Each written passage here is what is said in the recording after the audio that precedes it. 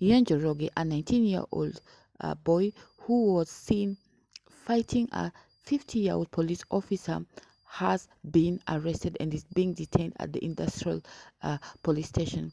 According to reports, Ian was not a driver, but he was a university student who had stolen his mom's car and was rushing back home to take his sister to church.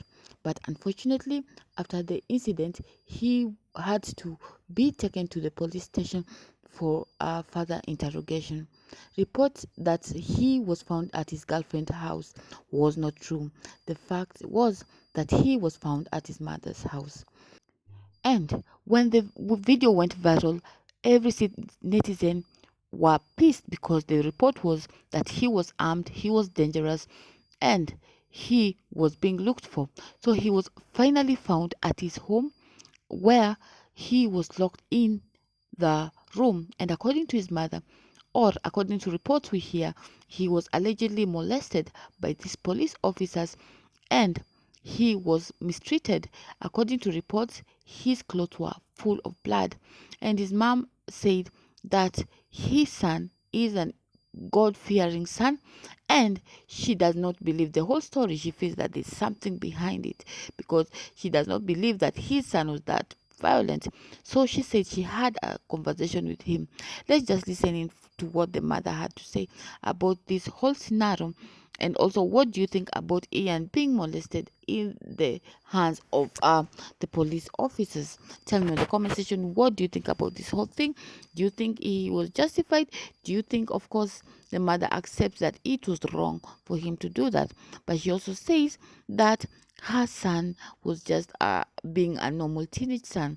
Guys, let's listen into what Ian had to say about this whole story and tell me in the comment section, what do you think? This is the mother speaking to Standard last night. My name is Ruth Nyambura Mbagara. I am the mother to the trending boy, Ian Njoroge. This is my firstborn boy, whom I was born and have brought him up by myself. He's a boy I dedicated in church. We have been in church at Deliverance Church Donholm. He's a member of the youth service in Deliverance, and that is where we fellowship.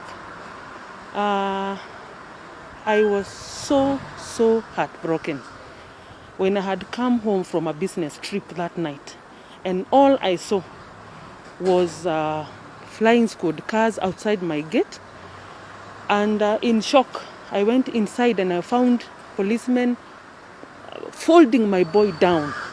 And when I asked why they are folding him down, they showed me a video and told me, your boy is a murderer, he's a robber, he wanted to kill this man is in the ICU and he's very sick because of what he did.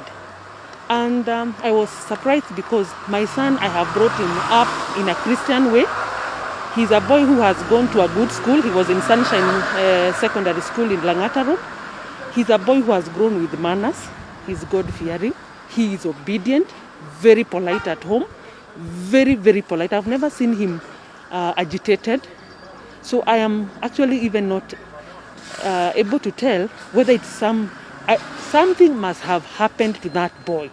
I asked him why. He told me, one, I wanted to bring the car back home before the time for going to church. And then on my way, I met this policeman. It is true, I made a U-turn. And when I asked him what he wants, he told me actually he wants 10,000. And I told him I cannot because I'm a student and this is my mother's car which I stole, which is kawaida for this young men. We understand, sometimes they sneak out and come back, which is okay. And he's a good driver. Nasikia, he takes me to work. So he's someone I can trust him on the road. Even now, if you see that car, it's still intact. So it's a car I use for work, myself. So he told me he was asked for 10,000, which he didn't have. And he said he's going to call his friends so that they can changa for him. He told the police he can raise 5. And he refused even that 5. So when he was around there, some matatu guys came.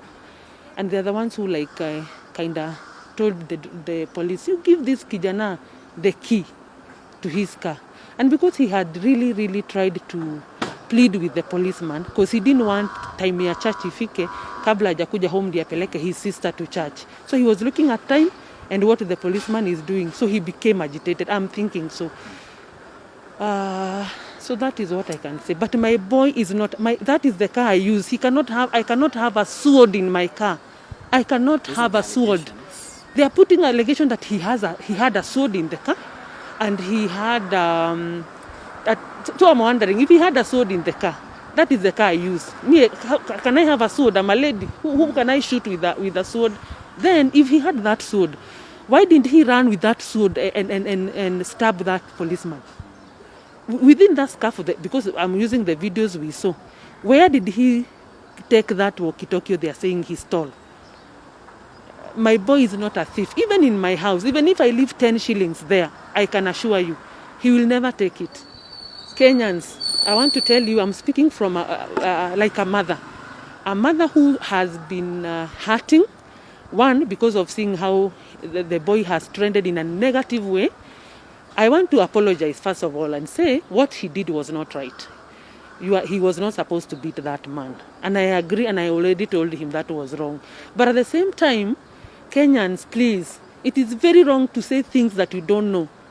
How can you say he was arrested at his girlfriend's house? Am I his girlfriend? I'm his mother. Kenyans, stop blogging what you don't know.